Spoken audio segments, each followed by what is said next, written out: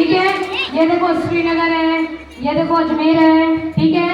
ये सैड लिखा हुआ है, हैप्पी लिखा हुआ है, मोहन है, चाइना है, इंडिया है, cat, dog, table, chair, mango, potato, ये सब क्या है, बहुत सारे वर्ड है, ठीक है। उसके अलावा भी बहुत सारे वर्ड है, जैसे आई, वी, यू, ये सब क्या है, बहुत सारे वर्ड होते हैं। तो इंग्लिश में आप जितने भी वर्ड पढ़ते हैं, आपकी इस इंग्लिश की बुक में जितना भी वर्ड होगा, जितने भी वर्ड है ना, उन सारे वर्ड को हम क्या करते हैं, सारे वर्ड को उठा करके हम किस में डिवाइड करते हैं,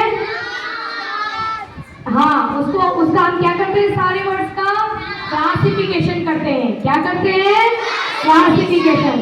क्योंकि सारे वर्ड्स को हम एक जगह नहीं रख सकते, है ना। पढ़ने के लिए, सेंटेंस बनाने के लिए हमको किस वर्ड को कहाँ रखना होता है, कैसे रखना होता है, कैसे पढ़ना होता है, इसके लिए उस पढ़ाई को इजी बनाने के लिए, पढ़ाई को इजी बनाने के लिए, ताकि हमको आसानी से समझ में आ जाए। तो पढ़ाई को इजी बनाने के लिए उन सारे वर्ड को हमने एक जगह इकट्ठा कर लिया, और इकट्ठा करने के बाद उनको हमने कुछ वर्ड को भेज दिया कि आजा आजा आजा, और कुछ को कहाँ भेज दिया, रूम नंबर 1 में, और कुछ वर्ड को हमने पकड़ा, तू आजा आजा इधर, उसको कहाँ भेज दिया, रूम नंबर 2 में। फिर कुछ वर्ड को रूम नंबर 3 में, कुछ वर्ड को कहाँ भेजा, रूम नंबर 4 में, कुछ गए 5 में, कुछ गए 6 में, कुछ गए 7 में, और कुछ गए 8 में। तो कुल हमारे पास कितने रूम्स हैं, 8 रूम्स हैं।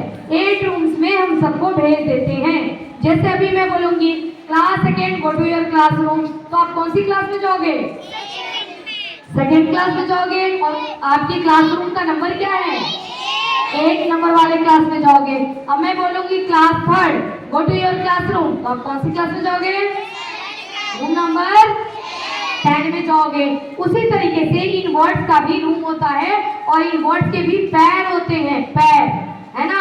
ये वर्ड भागते भागते आएगा, CAT, कैट, भागते भागते आ रहा है, आपको दिखाई दे रहा है, नहीं दिखाई दे रहा है, उधर देखो दिखाई दे रहा है, वो व्हाइट वाली जो गाड़ी है ना, उसमें देखो CAT कैट निकला, दिखाई दे रहा है, निकला, देखो देखो देखो देखो, भागते भागते आ रहा है, आ रहा है ना, आ रहा है आ रहा है आ रहा है आ रहा है, देखो ये देखो यहाँ आ गया, ये देखो यहाँ आ गया, और ये देखो ये देखो ये देखो ये देखो, एक 1 नंबर वाले रूम में जाकर के बैठ गया। समझ में आया। तो सारे वर्ड इनके पैर होते हैं, ये चलते चलते जाते हैं, किसी न किसी रूम में जाकर के ये बैठ जाएंगे, ठीक है। तो आपको सारे रूम के नाम याद होने चाहिए, है ना। जैसे भी आपने बोला room number 2, room number 3, room number 10, उसी तरीके से इनके रूम के क्या होते हैं, नाम होते हैं, है ना। तो चलो रूम के नाम याद करो।